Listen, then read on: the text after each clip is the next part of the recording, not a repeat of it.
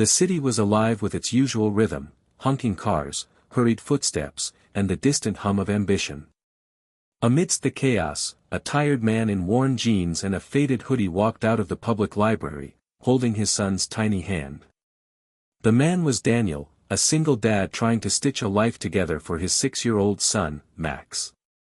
Between 2 part-time jobs and night shifts as a cleaner, Daniel carved out every Sunday afternoon just for Max. They called it Adventure Day, though most of their adventures were simply walks to the park, old bookstores, or sharing sandwiches on the city steps. That day, Daniel had just enough for a sandwich from the corner deli. They sat on the warm stone steps outside the downtown plaza, Max swinging his legs, his eyes wide with wonder as he watched the pigeons bob around. Daniel tore the sandwich in half and handed a piece to Max.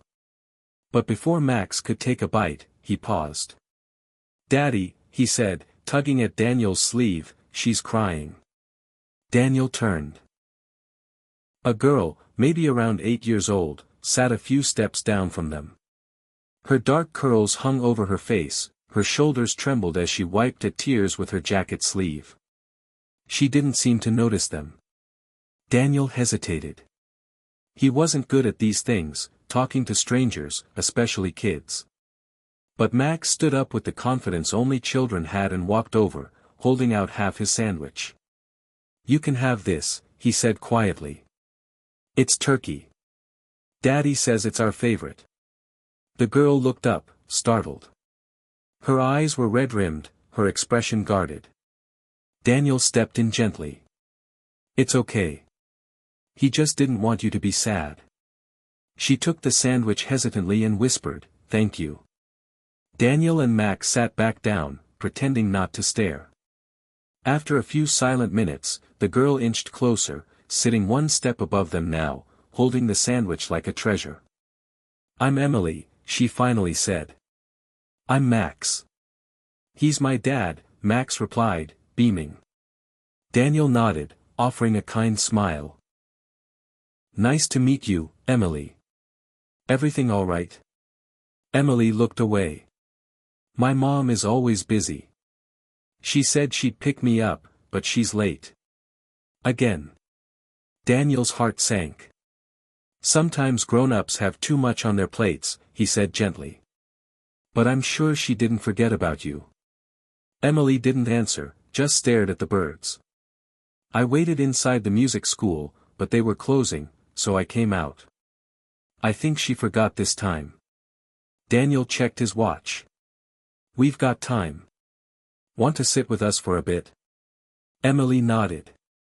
What Daniel didn't know, what he couldn't have known, was that behind the tall glass walls of the building above, a woman stood frozen. Her name was Julia Morgan, CEO of one of the most influential marketing firms in the city. Powerhouse. Brilliant. Ruthlessly efficient. And also, the mother of the little girl on the steps. She had been rushing from one back-to-back meeting to another when her assistant reminded her about Emily's piano lesson. She ran down with her phone still glued to her ear, panicking, expecting her daughter to be angry, maybe crying. What she didn't expect was the sight before her. Her daughter, so often closed off, defensive, was laughing. And with them, a man. A stranger. Sitting beside Emily and talking to her like she mattered. Like she wasn't just a ticking item on someone's calendar. Julia didn't interrupt. She watched.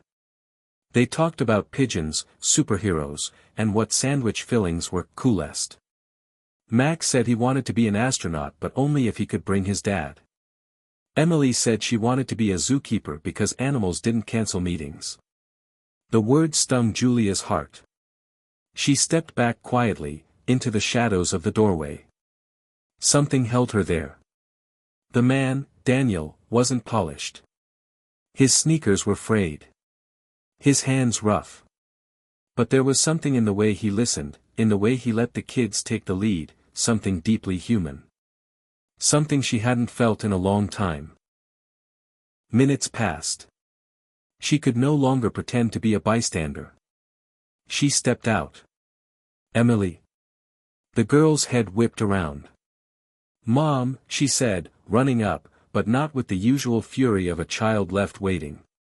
She seemed lighter, like someone had handed her a moment of joy she hadn't expected. "I'm so sorry, baby."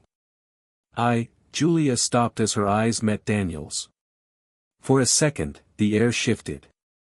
He stood up politely. "We just kept her company. Max shared our lunch." Julia's eyes flickered to the sandwich crumbs in Emily's lap. "I see that." Max waved at her. "Hi." She wasn't sad after the sandwich. Emily beamed. "He even gave me the big half." Julia knelt to Emily's level. "You okay now, sweetie?" Emily nodded. "Better than okay." Daniel moved to leave, unsure of what else to say. But Julia stopped him. "Wait. Please. Can I, thank you. Would you join us for coffee? Or something warm? My treat." Daniel hesitated.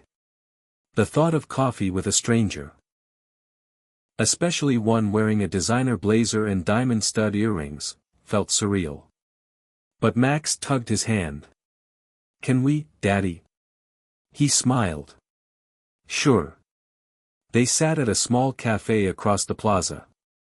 Julia insisted on ordering hot cocoa for the kids and coffee for Daniel.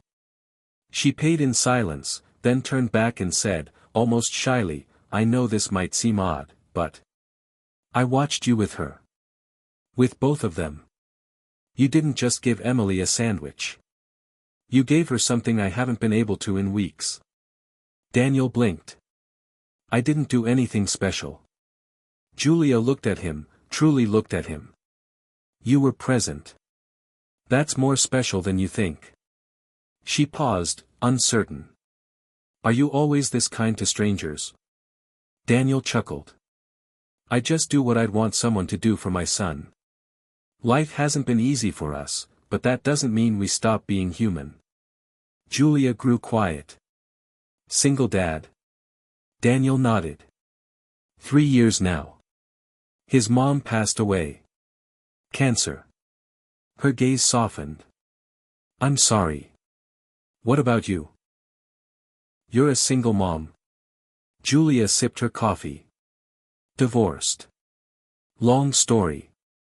I run a company that eats my time. I've been trying to balance being successful and being available." Daniel gave a half smile. "That's the hardest part. Showing up." They talked longer than either expected. The kids started drawing pictures on napkins. Emily handed Daniel a sketch of 4 stick figures, him, Max, her, and Julia, with the words, "My new friends," scribbled underneath. It was such a simple thing. And yet, something inside Julia shifted. She gave Daniel her card. "I know this is forward, but I want to help. If you're looking for something more stable, I'm hiring. And not out of pity. You have presence, empathy. Qualities we don't train people for." Daniel blinked. "Me? In your company? I'll train you. Or you can say no. But people like you, you change lives in quiet ways. I want that kind of energy around me." He looked at the card. I don't know what to say. Just say you'll think about it." Weeks passed. Daniel did think about it. And in time, he took the job. Not out of desperation, but because something about Julia felt real. She gave him responsibilities gradually, first in community outreach, then in client relations. Max and Emily became fast friends. And Julia and Daniel? They didn't force anything.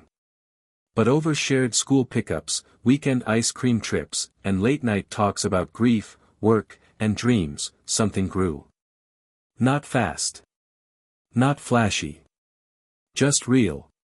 One evening, after a company charity gala, Julia found herself on those same plaza steps again. This time, she wasn't rushing. Daniel sat beside her, Max leaning against his chest, half asleep. Emily rested her head on Julia's lap. Funny, Julia whispered. This is where everything changed. Daniel smiled, his voice low. One sandwich and a sad little girl. Julia looked at him, tears in her eyes. You gave her more than food. You gave her what I couldn't, connection. He met her gaze. And you gave me a second chance.